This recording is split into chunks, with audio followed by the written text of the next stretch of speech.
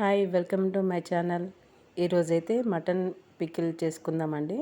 ముందుగా మటన్ని ఉప్పు పసుపు వేసి బాగా కడిగేసి ఇలా నీళ్ళన్నీ పోయినాక నూనెలో వేసి బాగా వేయించేసుకోవాలండి.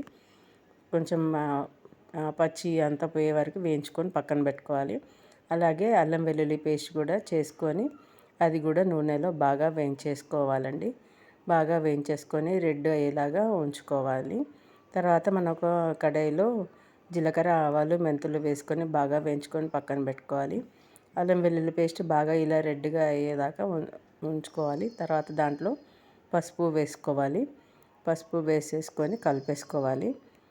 వేసేసుకొని కలిపేసుకున్నాక ఇలా కొంచెం ఎల్లో కలర్లో వస్తుంది. మనం ఇంతకుముందు ఆవాలు మెంతులు జీలకర్ర పొడి చేసుకొని పక్కన పెట్టుకోవాలి. అలాగే పొడి చేసుకున్నాక ఇది మనం వేయించుకున్న అది అల్లం వెల్లుల్లి పేస్ట్ ఆయిల్లో ఈ పొడి మొత్తం వేసేసుకోవాలండి. వేసుకొని కలిపేసుకోవాలి. బాగా వేసుకొని కలుపుకోవాలి. అది తర్వాత కారం మన పికిల్కి ఎంత సరిపోతుందో అంత కారం, తర్వాత గరం మసాలా అది కూడా వేసేసుకొని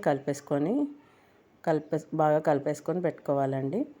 పెట్టుకున్నాక తర్వాత ఉప్పు మనకు ఎంత సరిపోతుందో దానికి సరిపడు వేసుకొని కలిపేసుకోవాలి.